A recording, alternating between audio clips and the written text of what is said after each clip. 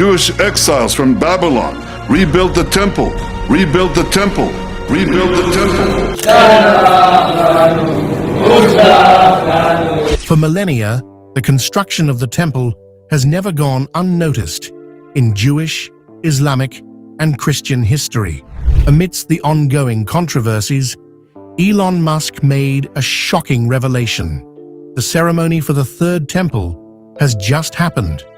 The temple represents the ultimate reconciliation between God and humanity and the expected return of the Messiah. Unfortunately, not everyone received the news with joy. Why is the third temple important to Jewish, Islamic, and Christian traditions? And who is the true owner of the temple? Join us as we reveal the shocking history behind the ceremony for the third temple that just happened. The Third Temple Ceremony. Syukran Indonesia. Syukran Indonesia. Syukran Indonesia. Hari ini, seperti kita tahu bahwa Finally, Elon Musk joined the growing number of voices in the Third Temple ceremony and construction.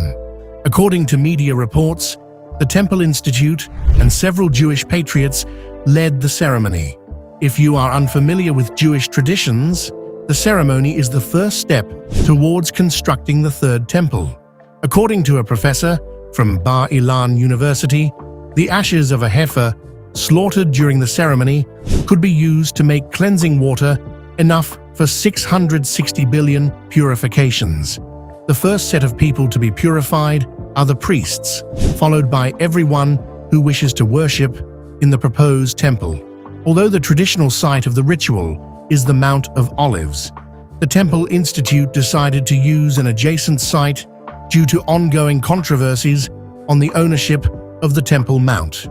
If you are still wondering why this news is so important, well, you're about to find out. You see, the Third Temple is central to Jewish and Christian beliefs. For Christians, it symbolizes spiritual restoration, divine presence, and fulfillment of biblical prophecy of the end times. For Jews, it represents the ultimate redemption, Joyous commotion of Jewish families from around the world celebrating the coming of the Messiah, and the renewal of their covenant with God. Historically, the temple has been seen as God's dwelling place on earth, and many experts agree that rebuilding it will restore global peace, unity, and divine justice. For Israelis, the ceremony points to restoring Jewish identity, heritage, and aspirations. But what exactly happened to the first and second temples, and why are we making so much fuss about the third temple? This story takes us back to the year 957 before the Common Era. The first temple was built in Jerusalem by King Solomon, son of David. Out of his wealth of wisdom, Solomon constructed this temple as a dwelling place for God and a center for worship. It was built with great grandeur, using cedar wood from Lebanon, gold, and precious stones. Solomon's temple stood as a symbol of Israel's covenant with God.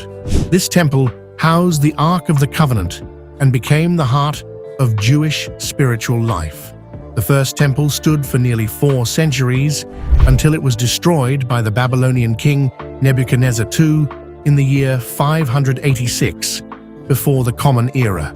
Nebuchadnezzar not only destroyed God's temple, but he also destroyed the city of Jerusalem and took the Jewish people to exile to Babylon. Nebuchadnezzar's army burned the temple to the ground, taking sacred artifacts and leaving the city in ruins. Such a level of destruction had never been seen in Jewish history.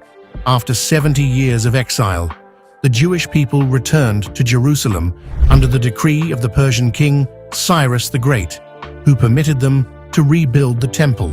Cyrus also gave orders to construct the second temple, which was built under the leadership of Zerubbabel and later enhanced by Herod the Great around the year 20 BCE. The second temple served as the spiritual and cultural center for the Jewish people for nearly 600 years, but something happened that left all Israelites in shock. Keep watching to find out. The Roman Empire became a constant threat to the Jewish nation, which ended in a Jewish revolt.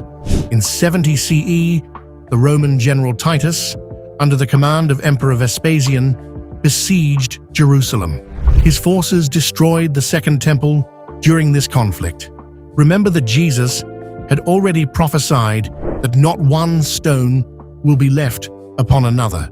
The destruction of the First and Second Temples left Israel broken. It was a dent in national pride and Jewish identity. Fortunately, Prophet Ezekiel already prophesied that the temple would not be left broken forever. According to the book of Ezekiel, written during the Babylonian exile, there will be a future temple called the third one.